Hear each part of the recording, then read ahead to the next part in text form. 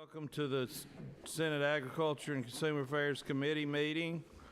We'll go ahead and get this thing kicked off. I know some people got other business they need to get to this afternoon, and we've already been delayed a little bit by the prior committee meeting.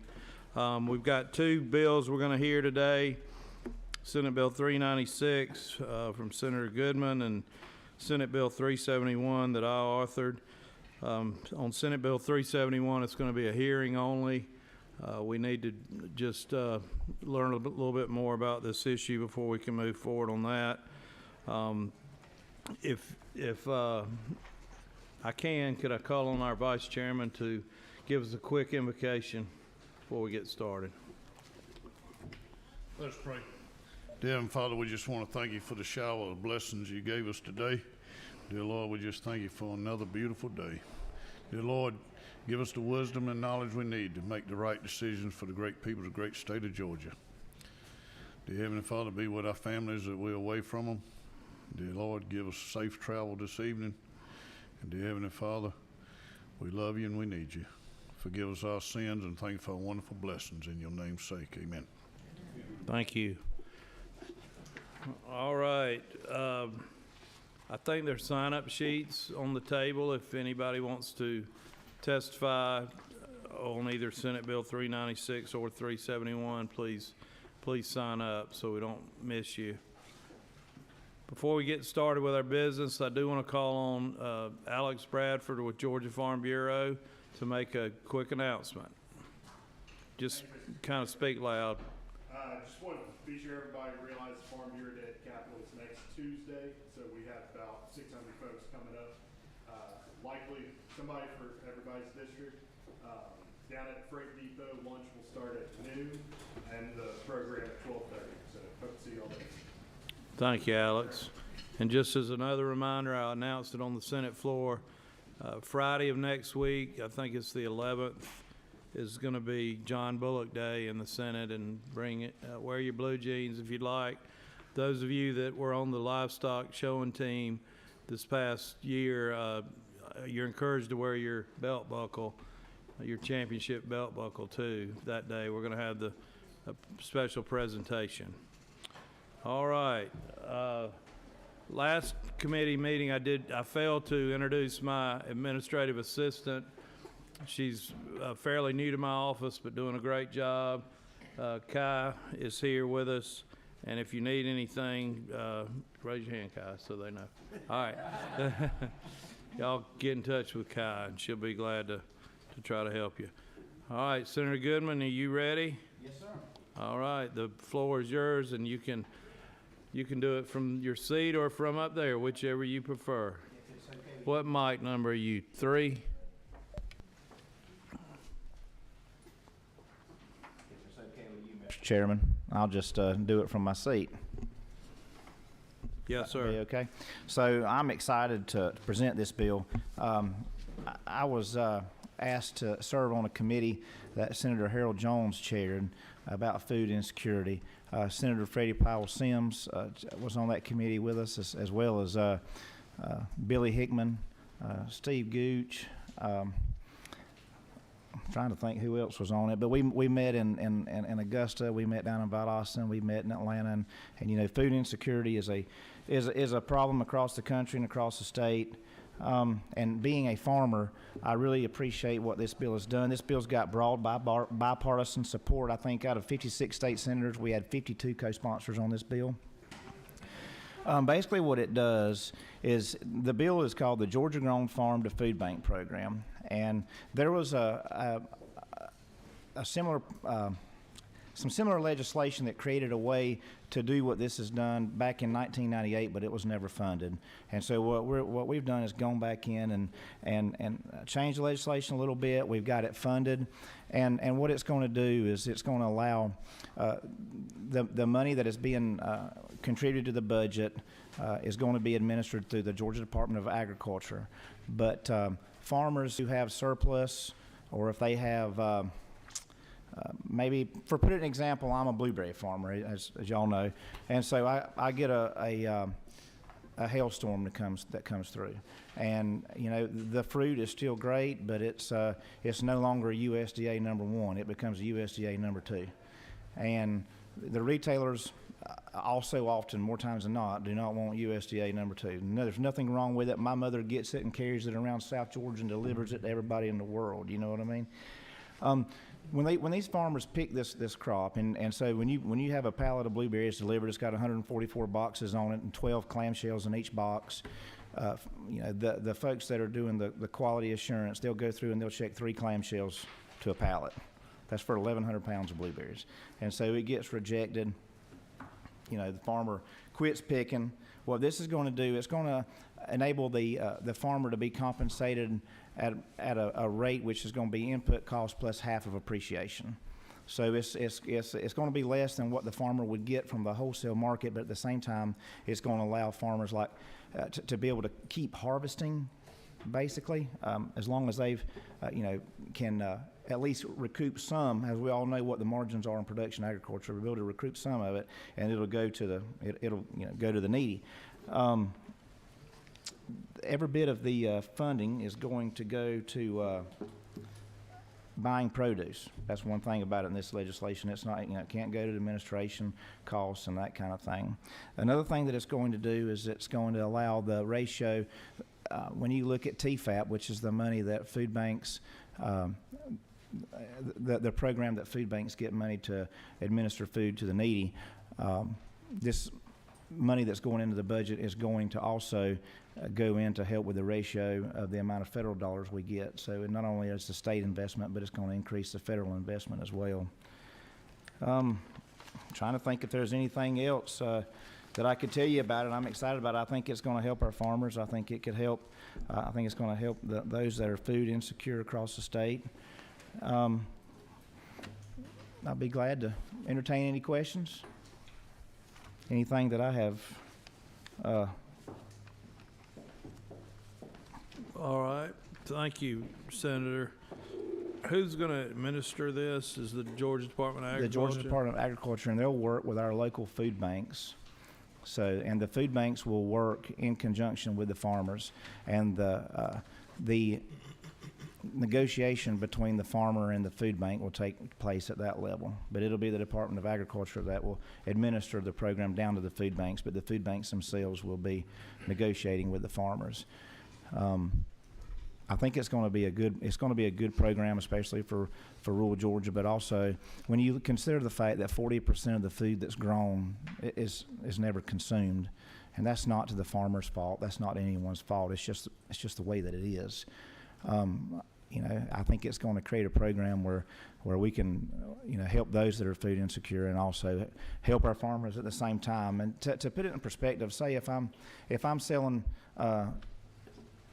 blueberries and they're $20 a box, so you got cost plus appreciation.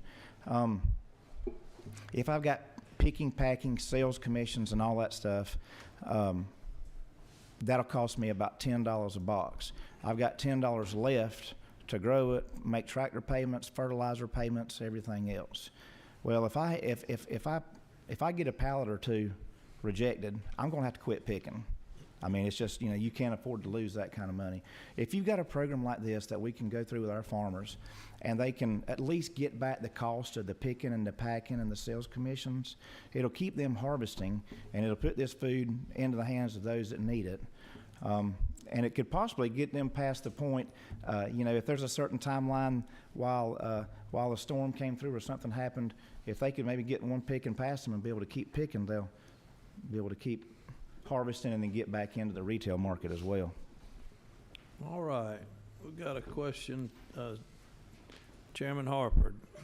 Thank you, Mr. Chairman. And then, go ahead, sorry. Senator Goodman, you already went there, but just in your latest dialogue, but I'm going to ask you again because I think it's important to point out. So what percent of product in this regard doesn't make it to market for whatever reason, for a variety of reasons? Either they're USD number 2s or you're not able to harvest the crop for a certain reason. So what percentage is that? 40%. About 40%. So is it not true that because of that, there's 40% of a crop that farmers in our state currently are not being paid for, that they invested in. You paid for the fertilizer, you paid for the seed, you paid for the plants, you paid the diesel in the tractor to put it out there. So you have an investment in that 40% of that crop. Now, granted, some of that is going to be losses due to certain things from it could go bad from a variety of reasons, but a good majority of that is still a good crop that you could utilize and actually could market in certain ways. So is it not true that this bill provides an avenue to market those crops that in some cases would not otherwise be able to be marketed in the regular marketplace? Is that correct? That's very true, and I think that it'll also help to incentivize our farmers if they do know that, because I can tell y'all, in production agriculture, I've picking blueberries. I've sent blueberries that got rejected and turned right back around and sent the same pallet back the next day, and it passed. And it's just, literally I wouldn't tell everybody that. It's fine. I've had, the people that I do quality control, because literally you've got 144 boxes and 12 clamshells to a box, and you've got 1,100 pounds on this pallet, and they just pull one particular clamshell that it could be, and that gets rejected. And I tell you, a farmer can't take much of that, because when you look at the Senator Harper knows I harp on this a lot, but the farmers share the retail dollar. Well, if I may, I was actually heading that direction, Sure. Senator Goodman. Is it not true that, especially where we are today with the rise in fertilizer prices, the rise in input cost, just across the board, it doesn't matter what crop we're talking about, that share of the retail dollar, when it comes back to that family farm, continues to diminish year after year? Would it not be an accurate statement that this bill and this legislation would help ensure that more of the share of that retail dollar gets back to the family farm in our state? And would most definitely do that. At the same time, it'd be helping those across our state that are suffering from food insecurity. So I think this is a bill that is, they say good policy is good politics. So in closing, Mr. Chairman, is it not true that this bill helps the farmers, producers, and the consumers and those needy families in our state all at the same time? We accomplish it all under one program. That's exactly right. Thank you. All right, Vice Chairman. Senator Goodman, would this bill be just only for produce? No, sir. If you read in the legislation, it is Georgia-grown food products, and it can also include processors as well. But it is specifically for the Georgia farmer, and most of the times it would be produce. I mean, I would imagine, but that would be for the food banks to. As long as it's Georgia grown and it's grown by a Georgia farmer and somebody wants to eat it, a food bank's going to be able to negotiate with a farmer to buy it. Okay. How about and this would be carried on each and every year? Yes, sir. As long as we fund, that's exactly right. That's what I was getting at. Mm-hmm. As long as we fund it. Mm-hmm. All right. Does it anywhere in the bill that the 40% could go up or down? 40%. You said up to 40%. Well, that's just the statistic across the state and across the country of how much of what farmers grow, how much is not consumed. And all too often it's not consumed because the farmer just literally can't afford to pick it, and so I can tell you this is going to, it'll help get more food into the hands of those that need it. For the simple fact that it'll help the farmer be able to take a risk, because margins are so small and it costs so much to pick, pack, sales commissions, everything that goes along, with the production of agriculture, that if you get one pallet that there's nothing wrong with, except maybe it's got some bruising on it or something like that, it takes 10 pallets to make up for it. Does that make sense? I understand. I'm very aware of it. Mm-hmm. One last question. Is this a governor's bill? Yes, sir, it is.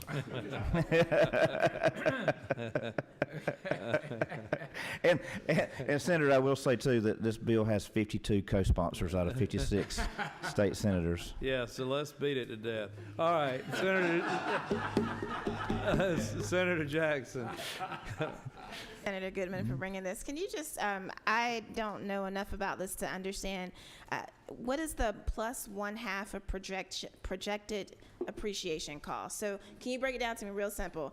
If you would sell a box of blueberries for $20 to the retailers, how much would you get for selling it to the food banks with this bill? And this will be negotiated between the food banks, but it depends on how each farmer is going to be able to look at what his cost plus appreciation are differently. You get what I'm saying? Because when I look at it, I look at my actual cost when I pick fruit. You got picking costs, you got packing costs, you got sales commissions, and you got the material. Which, by the way, over the last year, our material costs have gone up 29%. So just say that my cost in that now is say that's $10 a box. And say the other $10 a box has got to go to pay for fertilizer, tractor payments, run the packing shed, all that kind of stuff. Well, if you would normally get $20 a box for it, and if you're selling it for 10, the half of appreciation would mean if you could get $20 on a wholesale market, you get 15 selling it to the food banks. Anything else, Senator Jackson? All right. Senator Burns.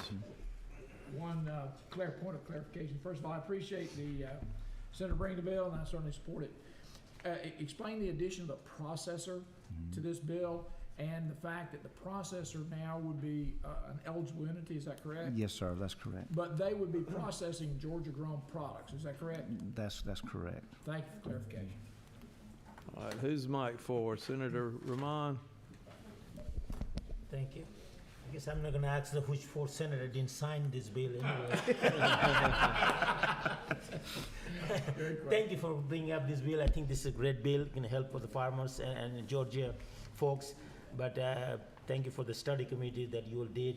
I just want to find, I know the study committee you all did was part of like food insecurity and food desert. We hear all the time about the food desert. Is this bill or any other bill coming to help the area, the folks in Georgia, some places you really don't get quality food? You know, I mean, you get a lot of junk food pretty much everywhere, but sometimes you don't get. That's the whole point about this is this is going to get fresh fruits and vegetables in the hands of people that are food insecure, and that's right. And you know the food districts like my cousin that works for a food bank down in my part of the world, but you know they cover about 26 counties, but each food bank has their own area they cover. But yes, sir, it should help in that regard, so long as the food banks are and they are, I mean, doing their part to make sure that not only the people in more dense populous areas, but also the folks in rural areas as well are able to have access to this. Thank you, appreciate it. All right, good discussion. I'm looking for a motion on this bill. Sorry, excuse me. There's somebody has signed up. I apologize. Miss Dana Kraft, how are you today? I'm fine, thank you. Now, you're with the Georgia Food Bank Association. It's good to see you again. Thank you. Glad to be here. I'm Dana Kraft, Executive Director of the Georgia Food Bank Association, and I'm speaking in strong favor of the bill. These resources will help the food banks capture surplus fresh produce, and in addition, as Senator Harper said, to helping both the farmer, the consumer, and people in need. We feel like it will add more variety to what we can provide to our clients, and we create new consumers for Georgia products, because if you're a mom with a very limited food budget, even if squash is on sale, you're not going to buy it unless you know for sure your kids will eat it. And so the ability for us to have resources like this to provide a wider variety of fresh produce over and above what normally gets donated to us will really help us to create new consumers and expose a lot of economically fragile families to products that they wouldn't normally buy or try. So we're very excited about it, and really thank Senator Goodman for bringing it, and very grateful to the governor for creating it. So thank you. Wait a minute. Any questions for Dana? Dana, on the protein side of things, I think that during some of the pandemic and all the supply chain disruptions on the chicken processing, there was some out of balance with what was selling and what would normally sell, and there was a lot of surplus of, let's say, maybe leg quarters or some particular cut. That would qualify under this too. Yes, it would. We were contacted by a processor at the beginning of the pandemic when restaurants shut down that had keel breasts, which is a beautiful cut of meat, but it was in 10-pound bags. And you can't give 10 pounds of that. That's just not a household amount. You know, it was intended to be given to a restaurant to be opened up and things like that. But if we'd had the money to buy that, you know, we could have gone to a processor to thaw it, repack it for us, and that kind of thing. So, yes, protein is a really critical need in the food bank network and doesn't often get donated to us. Mr. Vice Chairman. I want to thank you for what your organization does, and have you had any study on how much this would be able to increase the percentage of people that you can reach that's in need? I would have to, a lot of that's going to depend on what they buy with it, right? Whether they go with produce or whether or not they go with protein. And so I without knowing exactly what they're going to buy, it's hard to know, but we do, you know, we will be reporting that as part of the bill. There's a reporting mechanism in the bill for us to. I would like to see the percentage of the increase. Sure. Okay. Yes. All right. Yes. Thank you. Mr. Chairman? Well, I got Senator Sims next. Sorry. Quick, thank you so very much, Mr. Chairman, and thank you, Dana. It's so good to see you. And ladies and gentlemen, if you've not had the experience of working with Georgia's food banks, you've missed an experience. It is totally rewarding. And I'm going to brag on myself because there are times when I'll go out and load boxes into cars and, you know, the automobiles, you see the lines of people that are there to get food, to take to their families, to take to their neighbors that cannot get there. So this is an excellent idea. And again, we do want to thank the governor, but this person right here that you're looking at, Dana Kraft, deserves just all of the support and accolades that we can afford her, because she does a tremendous job all over the state working to feed people in need. And some of those that don't need, because we have some that come back 2 or 3 times to get food, but we don't care as long as people are being fed. So thank you so much for what you do, Dana. Thank you, Senator. The executive directors of Georgia's 8 regional food banks have phenomenal teams, and they do this work every day. And it is a great privilege to work with them. A great privilege. Thank you for coming and thanks for all you do. Thank you. Senator Burns, you have. Just a shout out again, I ditto the comments of my colleague. Well, I also want to give a big shout out to the Golden Harvest Food Bank in Augusta. They did a phenomenal job, and this will help them as all the other regional food banks across our state. So certainly strongly supported. Thank you. Thank you. I just wanted to add one thing, Mr. Chairman, if I Yes, could. One thing that I wanted to just tell everybody here today is keep in mind when we talk about surplus produce or we talk about, you know, produce that may not just be perfect, I want to just explain for those that may not understand farming. It's not like we're trying to pay farmers for something that's not good, because I want to tell you, this is the honest to gosh truth. When I'm grading my own blueberries and I'm packing, there's 330 blueberries in a pint clamshell, and if you get some rain, well, if you get two split blueberries in that clamshell, it'll pass. If there's 3 split, it won't pass.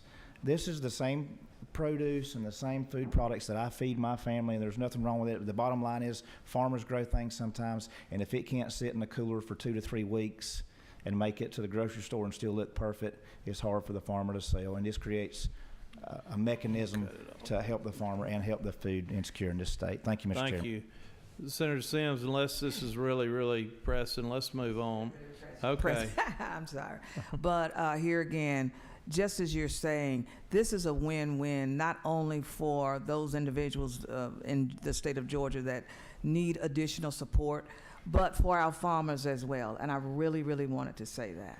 Thank you so much. Thank you. I appreciate you, Mr. Chairman. Yes.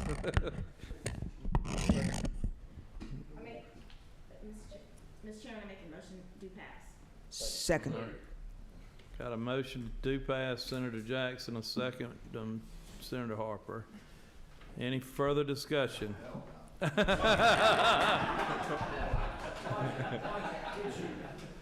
All right, I'm gonna ask the question. All in favor, say aye. Aye. All opposed, same sign. All right, passed unanimously, and your next stop will be Chairman Mullis and rules. Okay, I've got a bill to present, and so I'm going to turn the chairmanship over to our vice chairman. And I'll go up there, Chairman, and you can just roll over here or whatever you want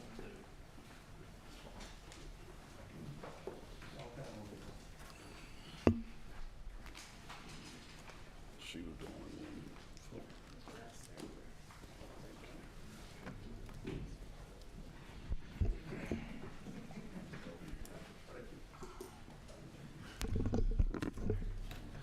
All right, as the chairman has said, this is just a hearing only.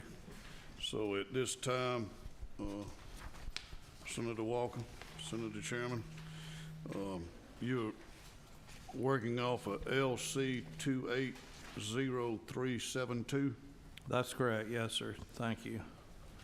The floor is yours. Okay, I know that you all are familiar somewhat, a little bit anyway, with at least the advertisements for credit repair services.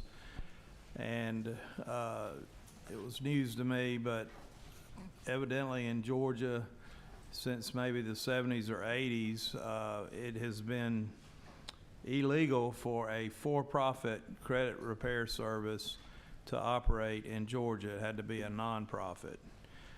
And it's actually in the criminal code that it's prohibited for for-profits. And we are the only state in the nation, I'm told, that has a statute like that does not allow for-profit credit repair services. Our person's credit impacts not only their ability to borrow money or get a credit card or how much interest they might have to pay on borrowed money, but it impacts insurance and a lot of other aspects, the ability to rent an apartment or a house. And the pandemic, in my mind, has been an economic struggle for lots of people, more than normal, and disruptive to a lot of people. And possibly we maybe have even seen a degradation of people's credit that were displaced due to the pandemic. So, you know, when this idea was brought to me, I thought that that it was certainly odd that we're the only state in the country that doesn't allow for-profit credit repair services, and the need out there for people to have credit counseling and work on improving their credit, I think, is great. And so I thought it might be time we visit this issue and see if it isn't time to allow for-profit companies to do it. You know, we know examples of a lot of different nonprofits, whether they're in the healthcare sector or the whatever sector of the economy they're in. Just because they're considered nonprofit and file their taxes as a nonprofit doesn't mean necessarily that they are not putting a lot of money in the bank and paying their employees big salaries and that kind of thing. So I'm kind of a free enterprise you know, guy that believes in the free enterprise system, and thought we ought to consider allowing for-profit companies that are doing a good job to come in here. But I do want there to be, I do think there's potential for abuse in this area where you're maybe preying on less educated people, more vulnerable people. And so I wanted there to be protections in there for the consumer. And so the proposal that you have before you today would allow the credit repair services, but these for-profit credit repair services would have to be bonded. They'd have to have a $50,000 bond, and then they also would have to have a written contract and the ability of the customer to cancel that contract at any time without a penalty. So with those guidelines in place, I felt like it was something we ought to consider in the legislature. Mr. Chairman, that's sort of the extent of my presentation. I'll be happy to try to answer any questions. I think there's some people here that have more expertise in this area than I do, that their testimony may answer some questions, if you would want to maybe hear from them before I start taking questions. Okay. All right. We have Liz. Come forward. See. Thank you, Mr. Chairman. Mr. Chairman. State your name for the I'm record. Liz Coyle. I'm the Executive Director of Georgia Watch. We're a statewide consumer advocacy organization, and I appreciate the opportunity to talk about this proposed legislation and some questions that we have about it, and then we were pleased to have an opportunity to speak with Chairman Walker earlier. We know that, as the Chairman said, consumers need to have a good credit score. If they don't have a good credit score, everything costs them a lot more money. And so we have actually been working in this space for decades to try to make sure that people know their credit score and know how to have a good credit score. Some of y'all might know Clark Howard was on our board for many years, and he's still on our advisory board. And Clark has been a real champion for getting people to freeze their credit scores, know their credit scores, check their credit reports, get errors on their credit reports corrected. So it's very important. There are a number of nonprofit credit counselors in the state of Georgia, and we'll make sure that we do a better job of making sure everybody knows where they can get this service. We are also aware that at the federal and in some states, there's been regulatory action against some credit repair organizations. I'm not talking about necessarily any particular one, but we know that there have been consumers who have been paying very high fees to some of these organizations, and in some cases not getting good results. We know that consumers can themselves contact creditors to question a debt that's on their report. They can and should contact credit reporting agencies after they've looked at their reports to say, that's not my debt. We also have attorneys in Georgia who sometimes will help consumers who are getting letters from debt collectors, and they say, this isn't my debt. So we have questions about whether or not this particular nonprofit credit repair type organization is in the consumer's best interest. We also, from what we've seen from a couple of consumers that we've heard from, that there might be a backdoor approach to debt settlement. And I think you all know that the state of Georgia has some strong protections for consumers in the debt settlement space, and that those who are doing debt settlement services are capped at 7.5% interest for fees. And whether or not some of this, some credit repair organizations might not be affiliated with others in a way to do a backdoor approach to debt settlement without being subject to the state's cap of fees at 7.5%. Thank you for your testimony. Now, I'm sure the chairman would be glad to work with you. You know, like I say, it's just a hearing, so we can move forward with the bill in the future. Thank you, ma'am. Thank you, Mr. Chairman. To speak to that, and we've met already briefly, the intent of this is to provide more options, more help for the consumer that is legitimate help. And to the extent there's any scams going on or illegal activity or people being duped or taken advantage of. To me, this bill, if anything, tightens that up, but I think there may be opportunity to make it even more clear that it does not open the door or create a end around, so to speak, on the debt settlement law that we have on the books now, and that this is strictly addressing the credit repair services. But I welcome further conversation, so thank you. Thank you, Mr. Chairman. I look forward to that. Senator Jackson. Thank you. Senator Walker, or maybe you, are people, do we not have enough nonprofit credit counseling services available in the state? Are people being turned away by the current nonprofits? Are they lined up out the door and around the corner?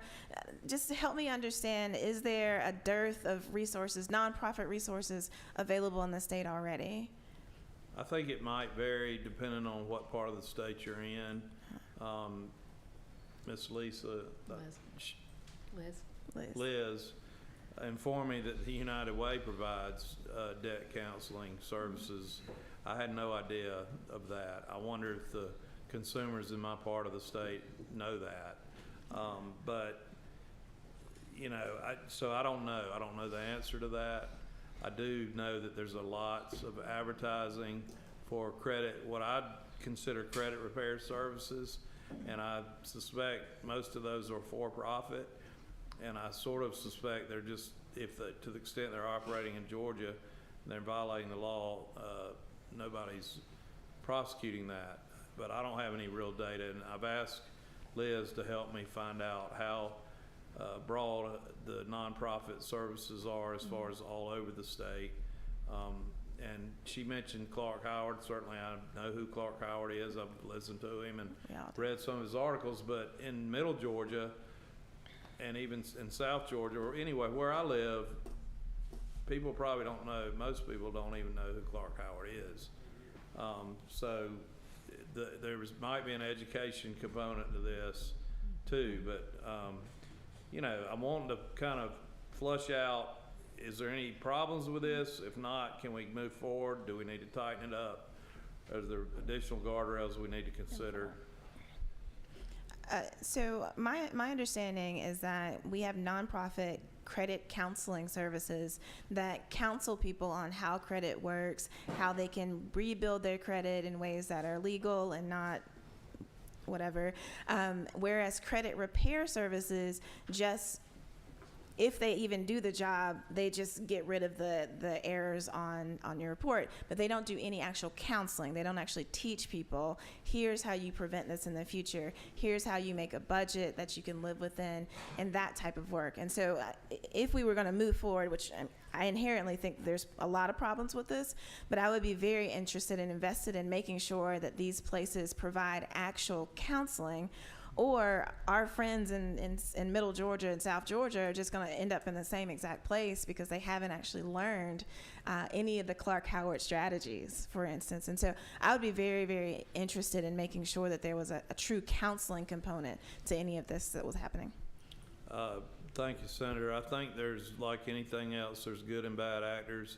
I think there are good for-profit credit repair services out there, and there's probably some that aren't so good. I'm interested to learn a little bit more about it. Okay, thank you, ma'am. What number are you? Two? Senator Byrne? Yeah, is it accurate that United Way provides credit counseling? We know that there are financial literacy classes at some United Ways. That's my concern. United Way is ubiquitous, but I'm not sure their potential credit counseling Well, would be. there are nonprofit credit counselors operating in the state of Georgia with a toll-free number you can call. There's ClearPoint here in Atlanta. There's Credit Counselors of America that have branches in Georgia. We clearly see the need for more education in this space, and we'll ramp up our efforts to make sure that more people know about this. But to Senator Jackson's excellent point, what we want is for all Georgians to not only have a good credit score, but to have the skills they need to better manage their finances. And if they have debts, get out of debt and stay out of debt. And those are the kinds of programs that United Way will offer. We've got in Atlanta now a Bank on Atlanta program where you have local banks and credit unions working to help. There's a great organization called On the Rise Financial Center in Atlanta that works to help, and we have resources available to consumers when they contact our toll-free number. So we definitely want to make sure that everybody knows what's available to help them. And our strongest message to consumers is you're your own best advocates. And so if someone contacts us and they've said, I'm being told I owe this money, you know, we do a lot of work in the medical debt space, for example, and we help them understand their medical bills and understand what their rights are and understand how they can challenge a charge on their medical bill that shouldn't be there. And we want them to be able to speak up to themselves, and so education is a key component of all of the things in the debt space that we want to see happen. Thank you. We agree that education is a major component, but I would suggest that there are areas of the state that message hasn't yet quite reached. Thank you, Mr. Chairman. All right. Moving on, Eric.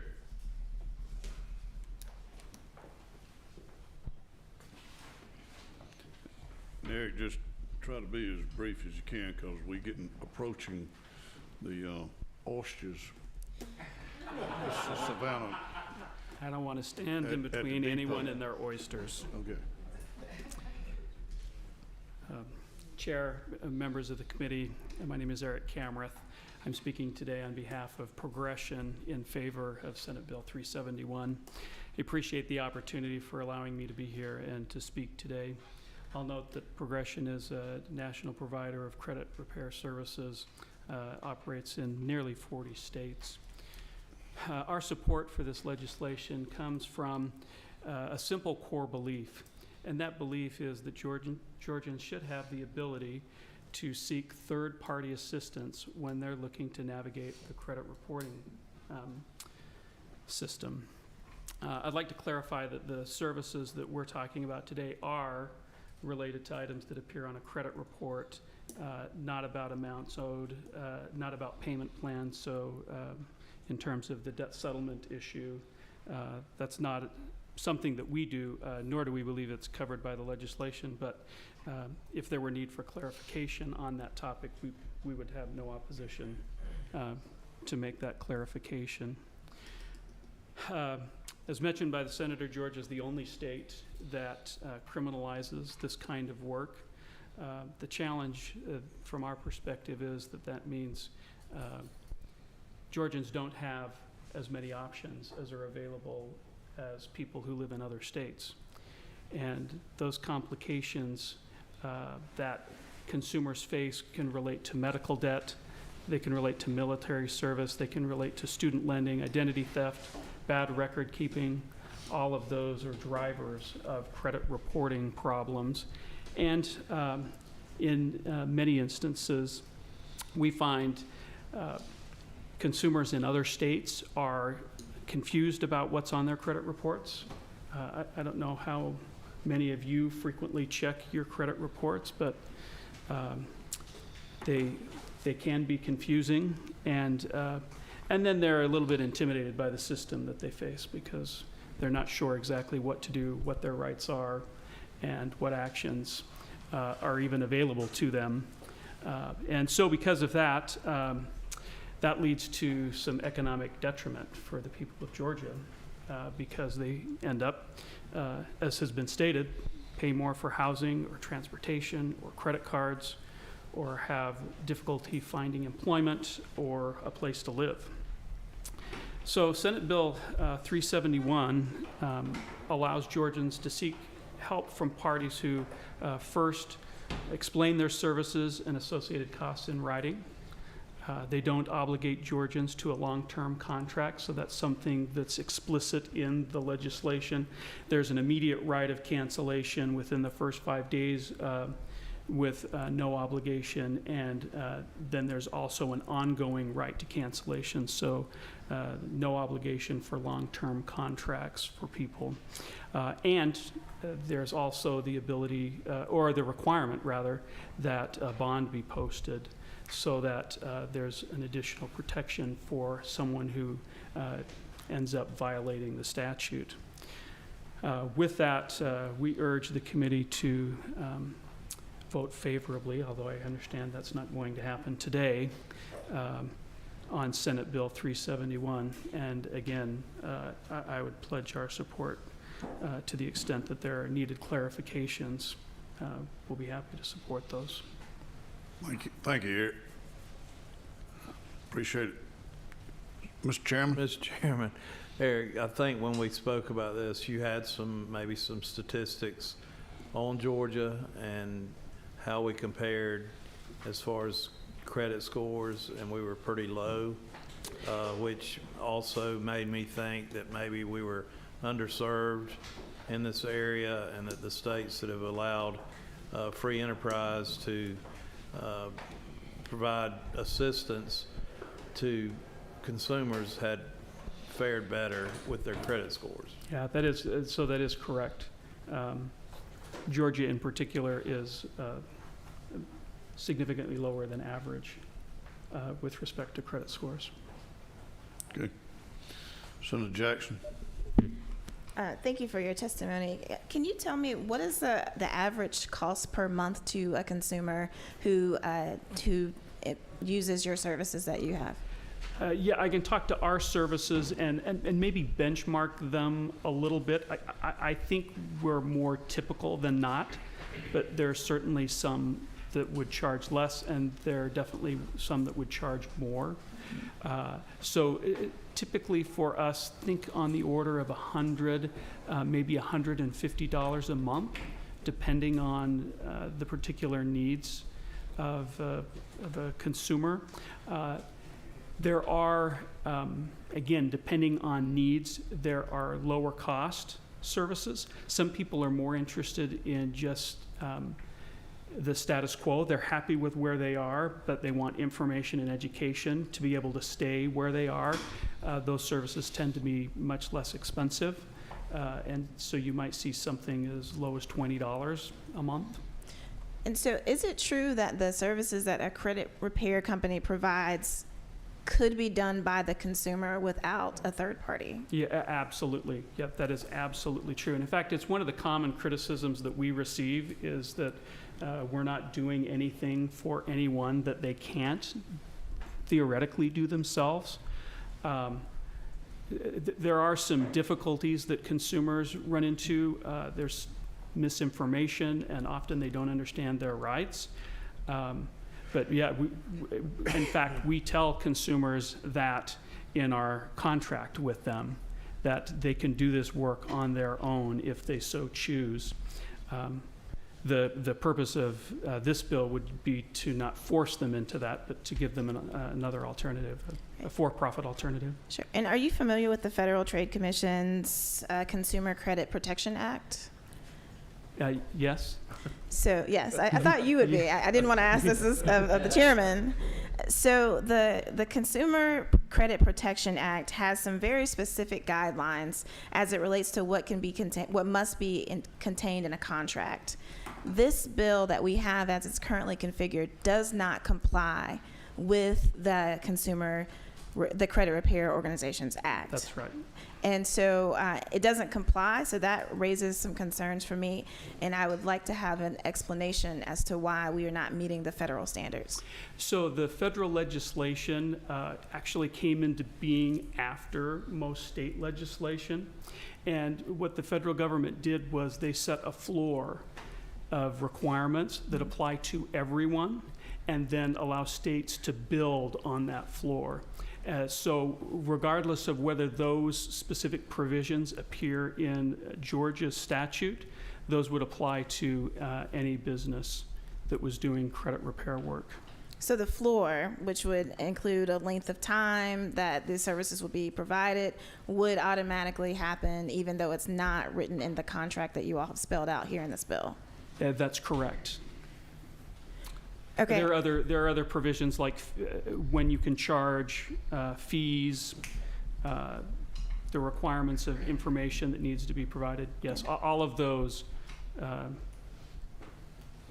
Were you to operate in Georgia under this statute and not follow the federal law, then the FTC would be able to take action against you. Okay, and then what consumer protections exist in the standard credit repair contract? What are the protections for our consumers? So there's a handful that are easily identified. Contracts tend to be lengthy, so I'm reducing a lengthier contract to a few points. One is that fees cannot be charged in advance of providing services. So services need to be rendered first, and then a charge can be made. Contracts need to be in writing. Contracts are required even under federal law to have what's termed a right of rescission, a right of cancellation. The language is a little different. There are 3 days, but there's a question of whether it's business days or not. So that would be a requirement. There's a requirement to disclose fees, how those fees are charged, and provide consumers a way to determine how much the services are going to cost them over time. There's a requirement to describe with some specificity the types of services that people will receive for the charges that are made. And then my last question, do you have one of these devices? I do. Yeah. It's off, but That's I do have good, one. good, that's good. Yes. So whenever you install an update on your app, there's a services agreement that you must check a box on and then say that you read it. Eric, do you read that service agreement and all the words that are in it? You know, so I'm an attorney, which means I may not always be the right person to ask that question because there's a professional curiosity.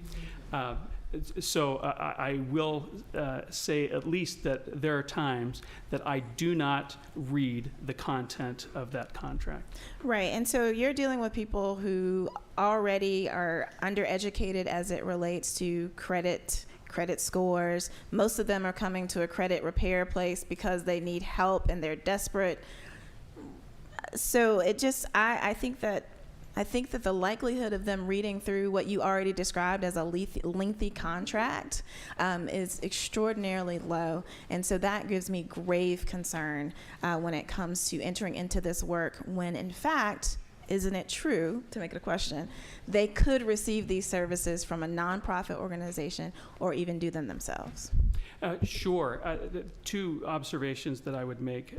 One is that while certainly the population that you just identified exists, it is by no means the exclusive population that we deal with. If we were to look at the typical person coming to us, they have at least some college education, frequently a degree. We tend to see people who have 2 incomes in their household. So I just want to make sure that we understand it. This is not a service that's limited to people of limited means or of limited knowledge. I think many people in the U.S. would benefit from some financial education regardless of their economic history. The second point is that this is exactly the reason why there's a 3-day right of rescission in the federal law and 5 days in state law. It's that opportunity that if I'm going to not pay attention in the moment, then there's a protection for me if I want to have second thoughts later. Thank you, Eric. All right, moving along. Ryan, thank you. Thank you, Mr. Tell Chairman. us something we have not heard. I'll be very brief. And first, let me thank the sponsor because he allowed us. I'm Brian Five-Ash here on behalf of the Georgia Financial Services Association. They're a trade association that represents like some Georgia companies, First Franklin Financial, Landmark, both Georgia headquartered. But one, just want to thank the sponsor. He gave us some time. We've had some members that expressed some concerns, and he we met with him earlier today, and thanks for his willingness to say he'll work with us, and as we continue to get more input from association members and can bring some ideas and what works in other states as well. From time to time, what we've heard from members, they get a lot of data requests from these companies. One member said in 2019 they got 4,000 letters, and many of these letters they have to respond to in 30 days, and that's the federal requirement. So from a compliance standpoint, that can be difficult, especially for a smaller company. So we look forward to working with the sponsor and bringing some ideas that may work in other states. So thank you. Okay, thank you. Chairman, do you have any wisdom? I appreciate your hearing of this committee, and I'm gonna work on it some more, and be happy to hear from any of you all offline as to any concerns you might have. Senator Jackson, I do think if somebody's interested in taking advantage of somebody, the fact that they're nonprofit or for-profit, you know, I mean, I don't see that as a major assurance that just because I've registered as a nonprofit that I'm not duping the consumer, I guess. But that's all I have. Thank you, Chairman. Well, I'm glad. I mean, you know, this is what a hearing's about, to move forward. All right. Well, Mr. Chairman, I'm going to turn it back over to you. Okay.